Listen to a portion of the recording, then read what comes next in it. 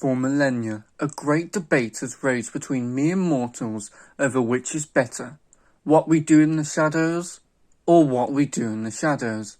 Now I don't know about you, but personally, I think What We Do in the Shadows is better than What We Do in the Shadows. Don't worry, I'm going to stop that. Now I love Thor Ragnarok. I consider it to be among one of my favourite films, and I've watched it quite a few times.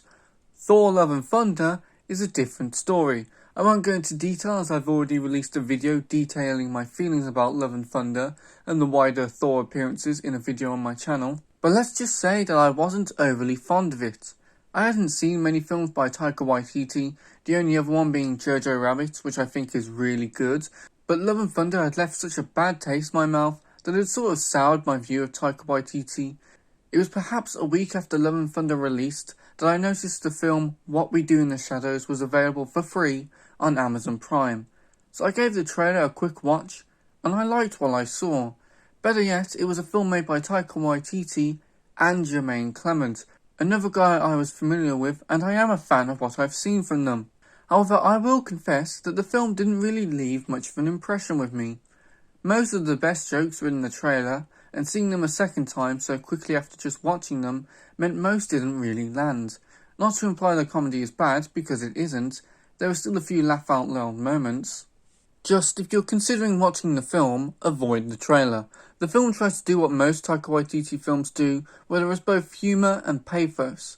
Unfortunately, I feel like this film is the opposite of Thor Love and Thunder. Love and Thunder really struggled when it came to comedy, with the jokes often being overbearing, but when it came time for seriousness, it did land well, I think. What We Do in the Shadows nails the comedy, as long as you haven't been spoiled by the trailer, but the more serious moments don't work, at least for me. To me, it felt as if the film was trying to make you feel sorry for these vampires that I had just seen brutally rip out an innocent person's jugular. The unfortunate fact is that I hadn't spent enough time with these characters to care in the slightest. The film is quite short, at 1 hour and 26 minutes, and that just isn't enough time for me to get attached to these characters who spend over half the runtime prattling about. A lot of people said the same thing about the film.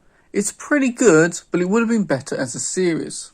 And those geniuses were right, because the TV show What We Do in the Shadows is so much better than the original. Because the show's a lot longer than the film, the show can have its cake and eat it. It can have a high surplus of silly comedic moments, but also have the occasional serious moment, although once again the comedic moments work a lot better for me than the serious ones. Before I continue, I think it's important to make it clear that this video will only be covering the first 3 seasons of What We Do in the Shadows, as at the time of me making this video, the 4th still hasn't been released in the UK. What's interesting is, just like the film, I was familiar with some of the cast already. In the film, I already knew who Taika Waititi and Jermaine Clement were, whereas in the show, I already knew who Kevin Novak and Matt Berry were. Now this may shock some of you to your core, but I am English.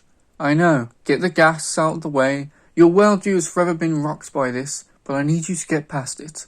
I am English, and therefore it shouldn't be a surprise that I recognise some of the predominantly English cast. Kevin Novak is best known in England for being a guy who is very good at doing different voices, something that was actually shown in one episode of What We Do in the Shadows. His talent was best shown in his TV show Phonejacker, which actually won a BAFTA for Best Comedy in 2008. I personally recognise him from the best episode of Inside Number 9, which is ironically an episode that is almost completely without dialogue, and also the Nick Frost film Cuban Fury. Honestly, when I found out he was essentially the lead in What We Do in the Shadows, I was very excited, and unsurprisingly, he delivers.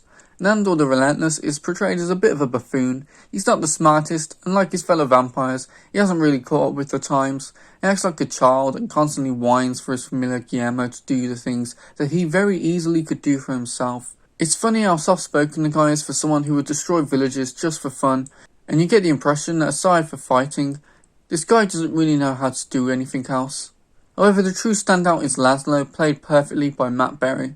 Like Kevin Novak, I already knew who Matt Berry was due to him being the toast of London, although he was also in the beloved British comedy The IT Crowd. Now for 90% of people, Laszlo will be your favourite character. The stuff that Laszlo says as if it's just another Tuesday is hilarious, and anytime he appears on screen, You're just waiting for him to use the F word or some other swear word in a creatively unique way that you know you're going to try and use at any given opportunity. He's by far the show's best character, and if Matt Berry ever decides to call it quits on the show, then you may as well just pull the plug on the entire thing. Now I know I've mentioned I'm English quite a few times in this video, but I wasn't actually familiar with English actress Nadja Dimitriou, who plays Nadja, which is a shame because she is great in the role. I like that Nadja isn't the stereotypical female character who takes on the straight role, whilst the more interesting male characters get to have all the fun by being complete idiots. No, Nadja is just as stingy, morally corrupt, and hypocritical as the others, and she is all the better for it. There are a few occasions where it feels like a character does become a bit like the stereotype I previously mentioned, but they are very rare, and are usually negated by her doing something as equally ridiculous or mean-spirited as the guys. I love the relationship that she has with Laszlo, as the two are constantly trying to cheat on each other, yet you feel like the two of them actually do love each other.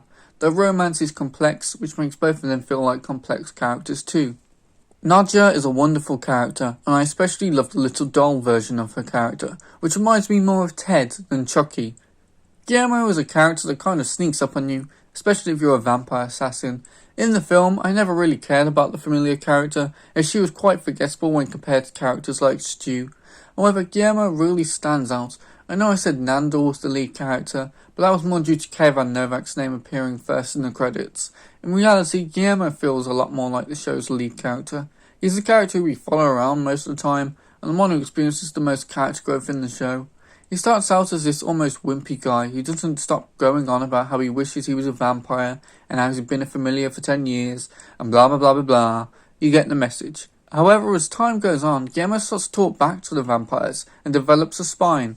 He honestly becomes a bit of a badass, and to my surprise, I really like that development for his character, and it's not the route I expected him to go down with his character. Guillermo was the show's biggest surprise, and I have no idea whether they'll actually turn him into a vampire or not. I said Laszlo was the show's best character, but there is one who could make a strong claim against him, and that is Colin Robinson. The very concept of an energy vampire is genius, as I believe we've all met someone like Colin Robinson.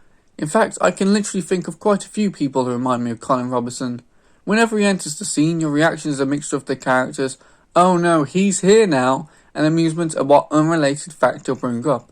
Colin Robinson exemplifies how creative the people who work on this show is, and I look forward to Baby Colin in Season 4, who I can't tell whether they are cute or horrifying.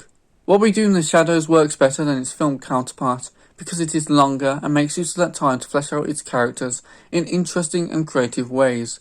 A lot of the jokes in this show only work in this show and couldn't be replicated elsewhere.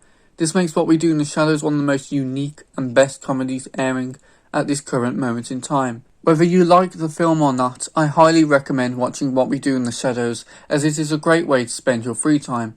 Although I hope that the confirmed 5th and 6th seasons are the ends of the show, as I worry that this could end up becoming another one of those great comedy series that went on just a little too long. Hopefully I'm wrong, because the show has been nothing but excellent. I just hope it remains that way. Anyway, thank you for watching, and I'll see you in the next video. Bye bye.